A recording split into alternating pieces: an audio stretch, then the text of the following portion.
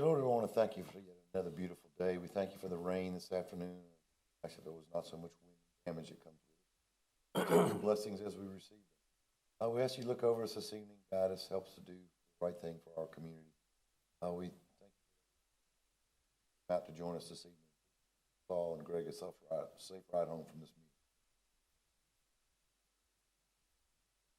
meeting. Pledge allegiance to the flag of the United States of America, to the republic for which it stands, one nation, under God, indivisible, with liberty and justice for all. Okay.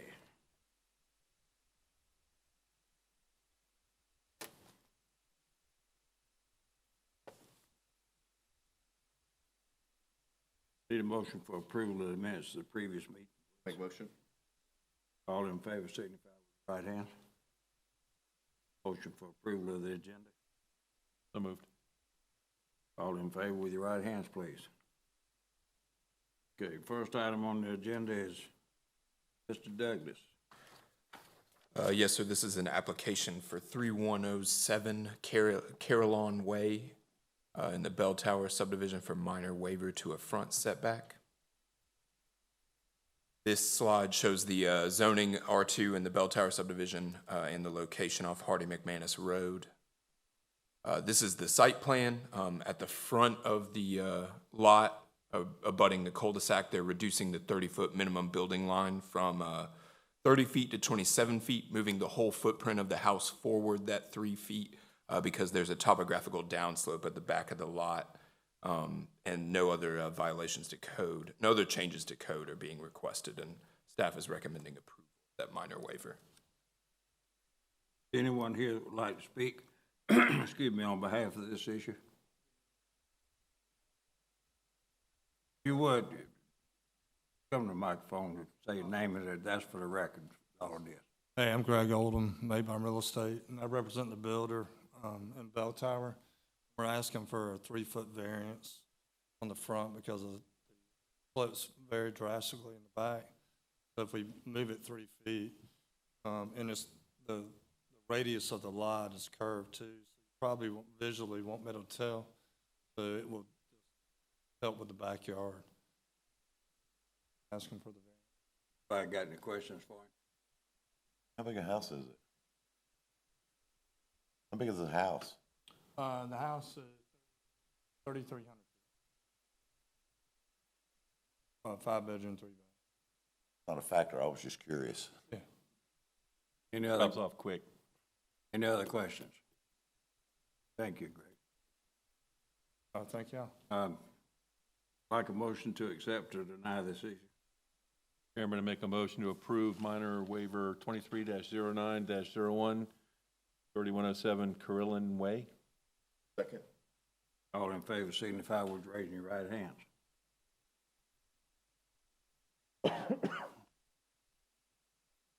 Next item, Mr. Douglas. Yes, and this is an application for minor waiver at 4078 Briarwood Court for a reduction also to a front setback. This shows the location of the request on Briarwood Court in the Briarwood development, just off of Riverwatch Parkway. This is an aerial of the lot. It's important to note both the unusual shape of the lot as well as the unusual orientation of the home, as well as road frontage on 2 sides of the property, which makes for larger setbacks both at the rear of the house along Briarwood Drive to the north of the property and Briarwood Court to the east of the property. The extension on the back of the house is being built close to Briarwood Drive. It will be about 21 feet from the lot line. The setback there is 25 feet, so the applicants are requesting the 5-foot reduction to give them a little space to do the expansion. The expansion has to be on that side of the house because that's where the master bedroom is, and they're looking to add a master bath and walk-in closet. Staff is recommending approval of that request. Anyone here to speak on behalf of this issue? Obviously not. Anyone to speak against it?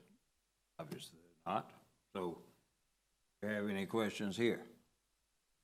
We have a motion to accept or deny. Chairman, Make a motion to approve minor waiver 23-09-02 at 4078 Briarwood Court. All in favor signify by raising your right hands. Thank you, Mr. Davis. Next item is Sterling.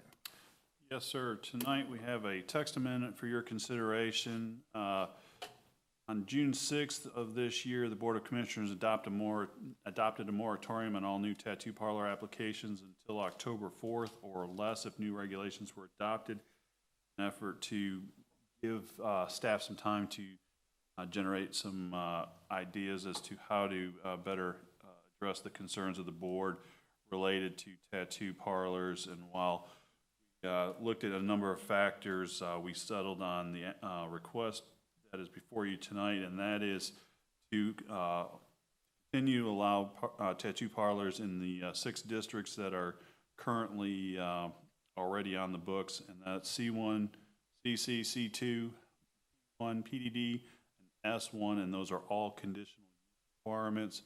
But then we did recommend for you tonight is under your consideration is to add additional provisions for tattoo parlors that were currently not there, and that is related to a distance between existing establishments. We are recommending, similarly to that we've done previously with off-premise retail liquor stores, that we would recommend that a 1 mile distance be put in place, and that would be from front door to door. Again, that is the general body of the recommendation. Just as a reminder, this would go forward to the commission and there'd be readings for final consideration by them. Staff is recommending approval of the adoption of this, or proposed recommendation, tattoo parlors. Any questions to do? Oh, and just real quickly, there is a map up on the screen right now that identifies the 14 locations. We currently have tattoo, both traditional tattoo, if you will, and the tiny tattoo establishments. You can see there they overlap in a number of those locations, kind of at the east end of the county. However, there are a couple at the gateway that would be certainly within a mile of each other. Any new applications would have to be outside of these circles. So those would be considered grandfathered in or legal non-conforming for that status.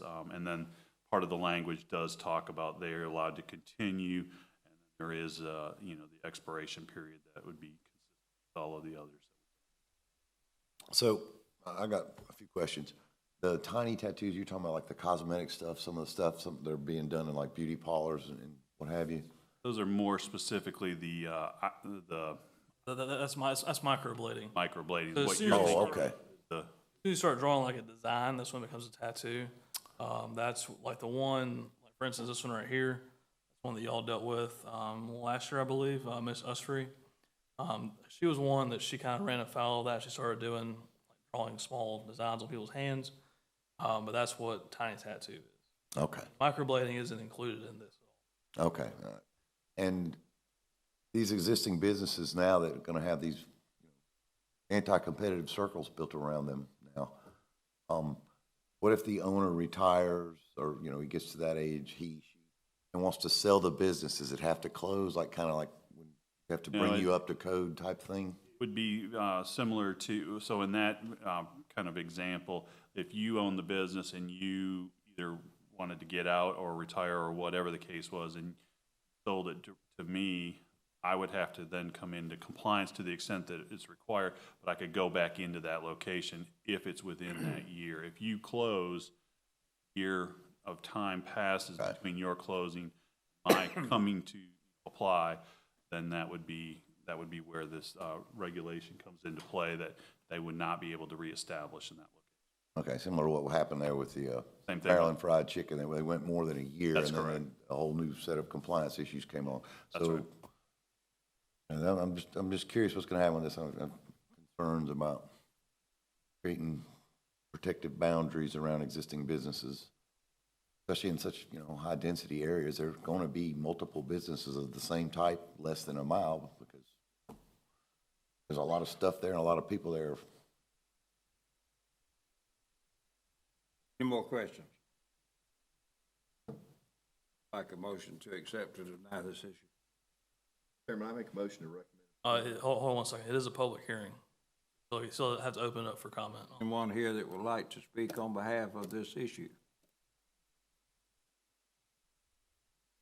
One here that would like to speak against it? Now,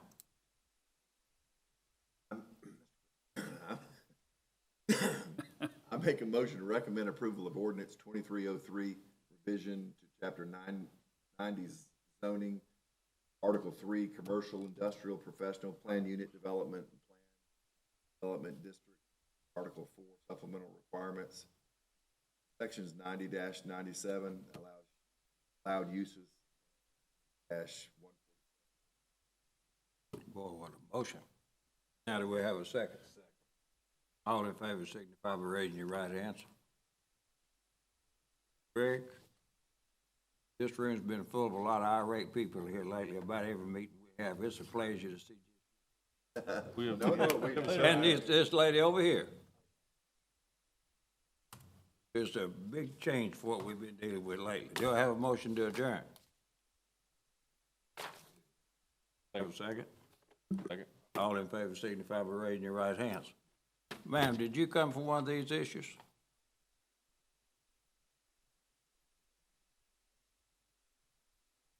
It was approved. It was approved. I'll say you caught us on a short night.